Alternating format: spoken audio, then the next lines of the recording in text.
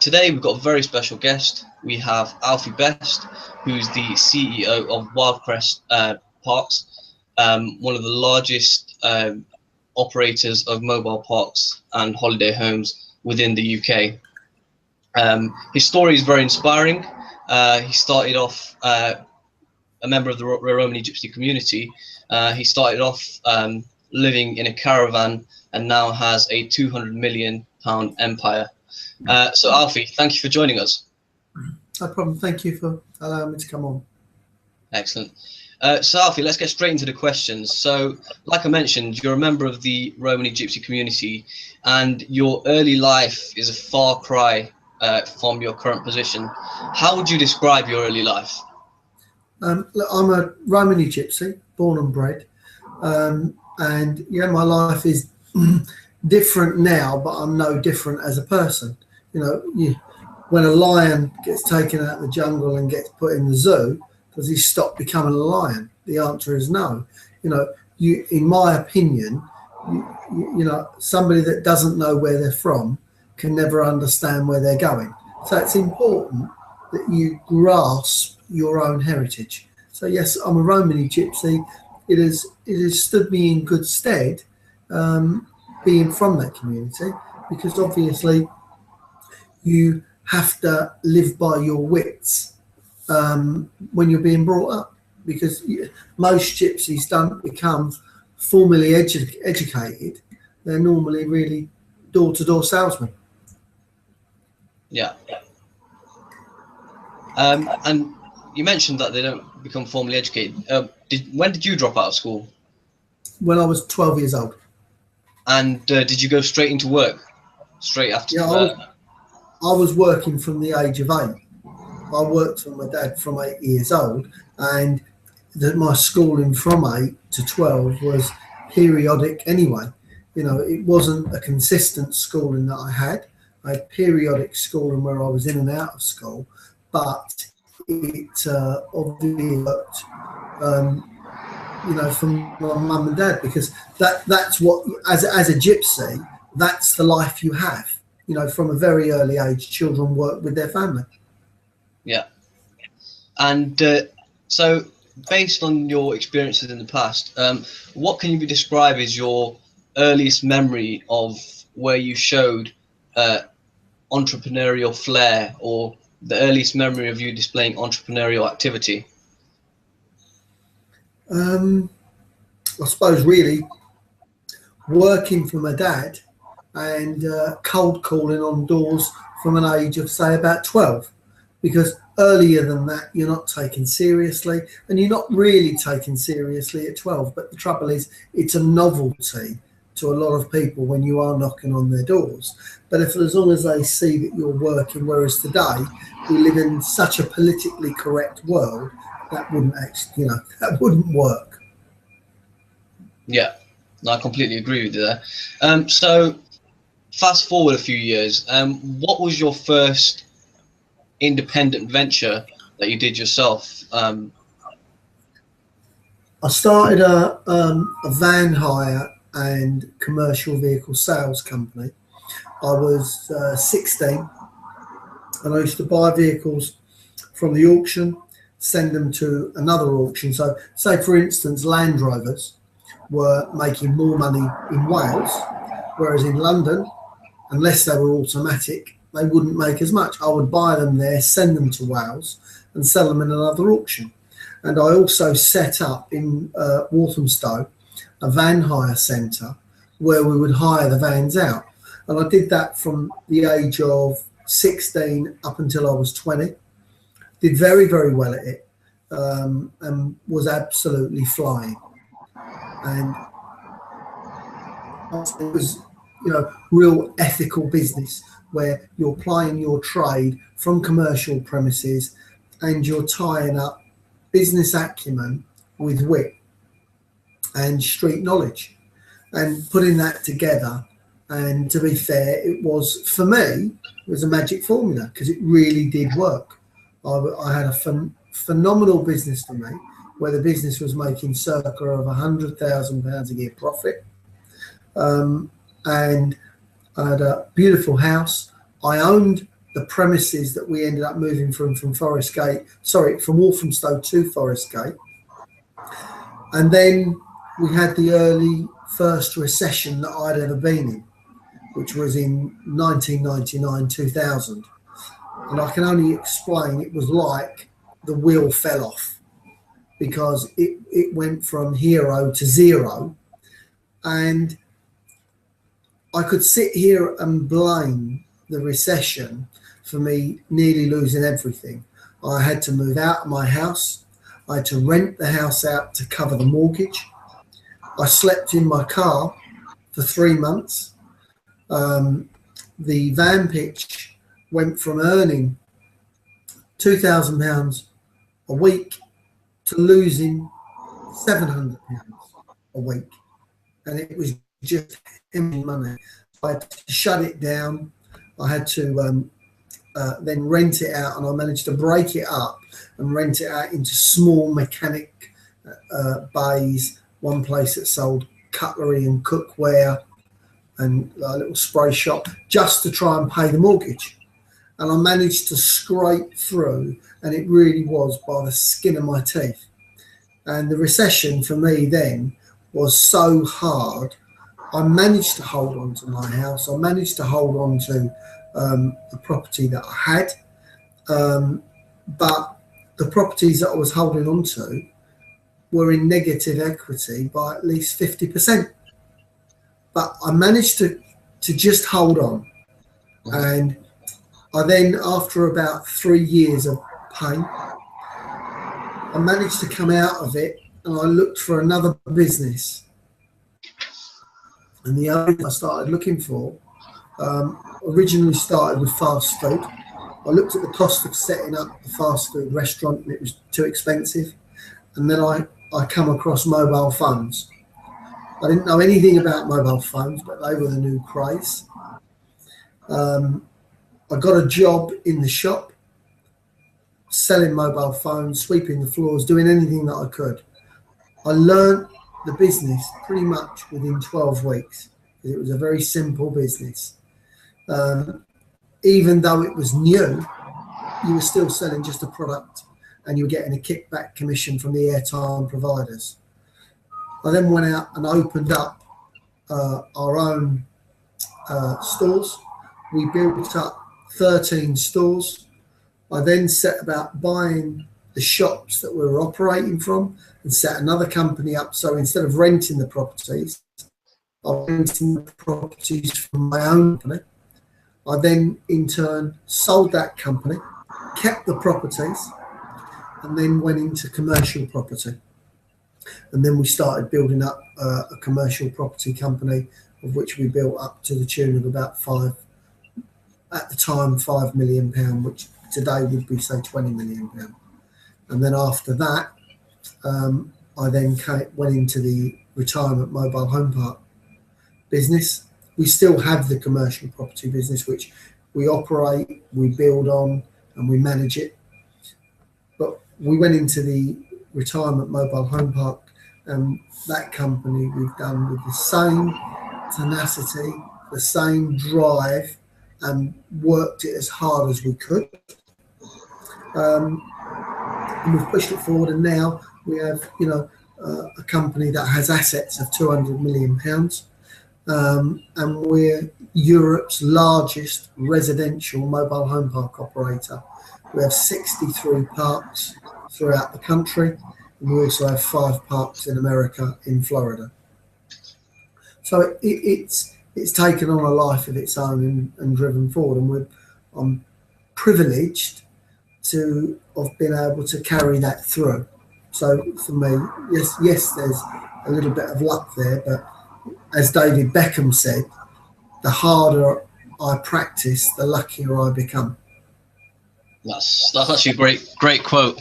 I mean, you mentioned in the times when the recession was happening, and you were sleeping in your car, you were pretty much at the bottom, you were going down.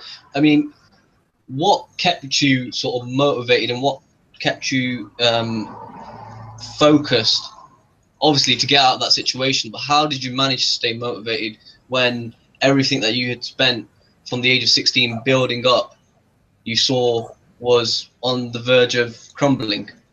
Most people have other options because they have a formal good education, which gives them the options to go and get a job somewhere, or work for somebody else. I didn't have those options because I didn't have a formal education. I couldn't go forward with my exam papers and show how qualified I was to do. The only thing I was any good at was sales. So have to is a great master.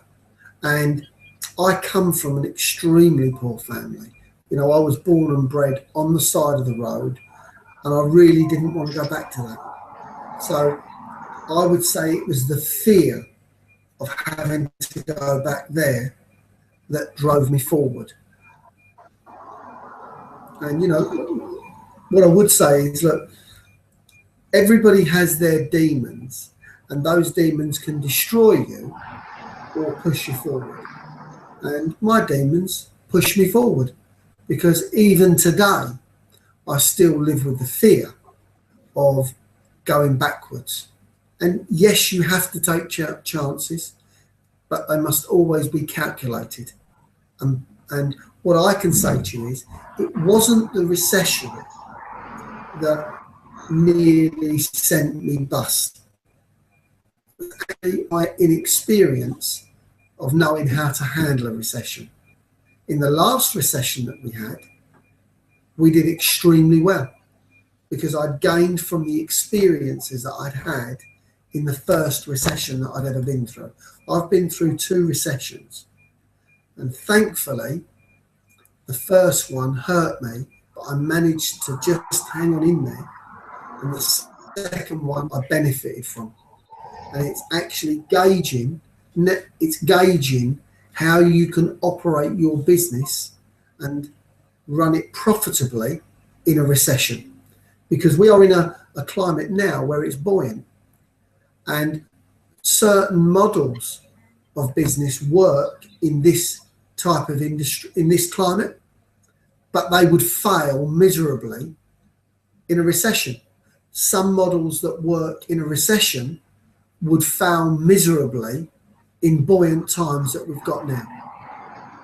And the other thing is also, because I'm also a gypsy, that carries a terrible stigma. You know, Cher made a song about it, gypsies, tramps and thieves. You know, so that carries a hell of a stigma. And that's another thing that pushes me forward. Everybody, whether you're white, blue, black, doesn't matter where you're from, no matter what your background is, as I said earlier, we've all got our demons.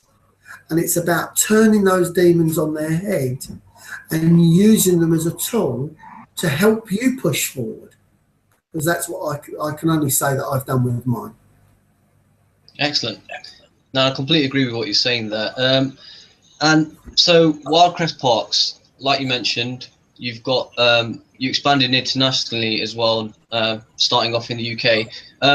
What is your vision for the company over the next 4 years, would you say? Okay, well, over the next, our next 2 years plan is to reach 75 UK parks and doubling our parks in Florida to 10. And in the next 4 years, it will be to go from 75 parks to 100 parks. Now that would make us not only the largest in Europe, at 100 parks, it would make us the largest in the world. Because at this moment in time, the largest park operator in the world is a pension company that is based in America. But obviously at 100 UK parks and 10 or 20 parks in Florida would make us the world's largest. So that's our vision of where we want to go. Excellent. Now, because obviously throughout the sort of business experience that you've had, you've set up so many different companies, built a very successful empire. In your experience, what do you think makes a good leader?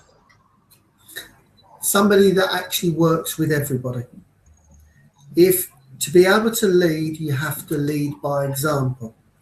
Be prepared to roll your sleeves up and do what everybody else is doing, because if you're not prepared to do it, how can you expect somebody else to do it? If I go to any of my parks, I make a point of having my boots and my overalls in there, even if I spend an hour or 30 minutes working alongside them, because morale in a company isn't about somebody looking up and saying how well somebody's done. It's about making them feel part of a team with the same vision. And your goal should be their goal as well. So when their family drive by that company, they know their mother, their father, their son, their brother has played a part in driving that company forward. And it is also part of their legacy. If you instill that in your team will be the most important asset your company has, because it will be not yours, it will be theirs. And give people the vision that you're trying to protrude outwards to the world. Make sure that your team share that vision with the same passion that you do. Yeah, completely agree with that. Now, when it comes to starting a business, you've started many different businesses from scratch. What advice would you give to a young person who's looking to start a business but doesn't have a lot of capital to start the business? What would you say to them? Capital comes in many different forms. It can come in time, it can come in knowledge, and it can come in money.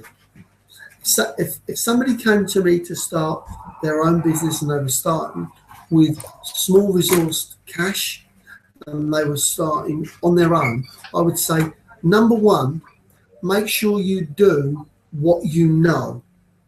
Number two, make sure you love it and you enjoy it, because the time that you're spending is not time that you're working. It's actually time that you're having fun. So it's imperative, absolutely imperative, that what you're doing, you love what you're doing. And people will come to you. I gave a speech for HSBC Bank. And one of the questions the managers asked was, how do we create more business and how do we go out there and find more business? I said to them, the first thing is to stop looking for it and start with the customers that you already have, because you know the customers, you know their business, and see if they want to expand. See if they want to drive forward, because you're better off being with who you know. And that goes back to somebody starting their own business. Make sure they do what they know. Excellent. Another good question. This is quite a question which sometimes people take a little while to answer. But what do you value more, money or legacy? In my opinion, they both go hand in hand, because you can't create a legacy without making it commercially viable, because it will be a hollow legacy. If something isn't commercially viable, it won't carry on, because it cannot feed itself and it cannot feed its team. And then the moment it starts to starve its team, just like anything, they will start to go elsewhere. So in my opinion, they're hand in hand. Money is very, very important, and it is the life, blood and soul of any business, because wars are won with weight of money. Companies are only winning with weight of money. So they go hand in hand. Legacy is extremely important, but legacy can be vanity. and so can weight of money. So it's, in my opinion, it's a balancing act. It's making sure that enough money is going into creating a legacy of a company that will carry on, but the company is financially viable to be able to feed that legacy and drive it forward. Yeah. Three more questions. So firstly, who inspired you growing up and why? My dad. My dad is the hardest working man that I know. To this day, still works 7 days a week. And coming from a diverse background of people that, you know, the thing about being a gypsy, you could drop us in the middle of the desert and we would find a way of feeding ourselves. You know, from the northern tribes of India, where Romany Gypsies originally left northern India and then came across Europe and then ended up in the UK. They have constantly foraged and traded and gone into different businesses. And they've succeeded where other people have failed because needs must. Excellent. Now, as an entrepreneur, you're required to always be on the ball, always stay focused, and always be alert. Do you have any daily rituals that you adhere to which help you stay on top of your game? I can't say that I have any daily rituals apart from I get up early.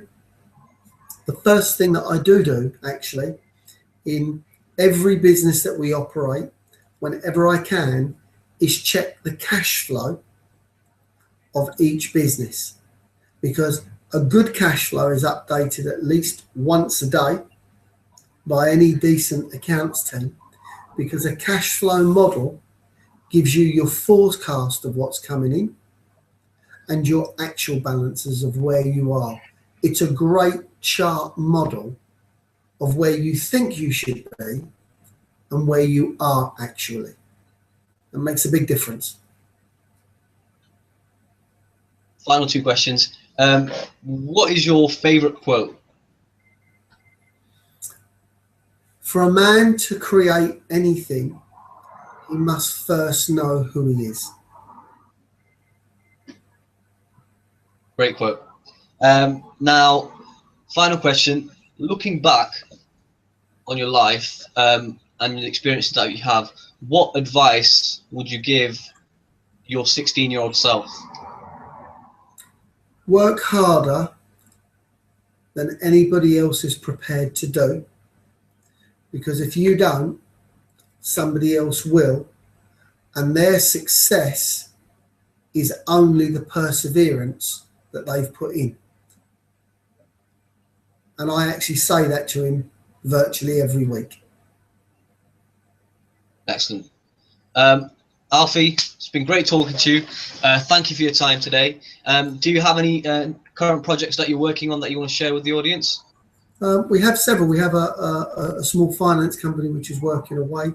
We've invested into a new company called Axum Data, and that's a great company. What it does is it creates apps for groups to log into, and it's slightly different because what it does is the app itself, if people log in and tell them where it's at, it creates meeting places for those people to meet up.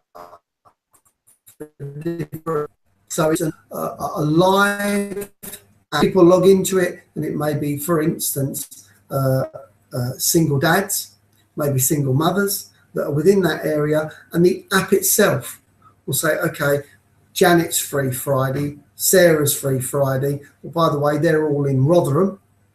So it will create a meeting. It's a great app for people, and it's more and more of us would like to do something, but there's nothing to do. There's nowhere to go. This app is actually creating its own meeting points, which is great, and it really is working. It's absolutely flying. Excellent. Well, Alfie, thank you for joining us, and I'm sure the viewers are going to be very thankful to me for getting you on as well. So thank you, and take care. Thank you for your time and courtesy, and I wish you every success in the future.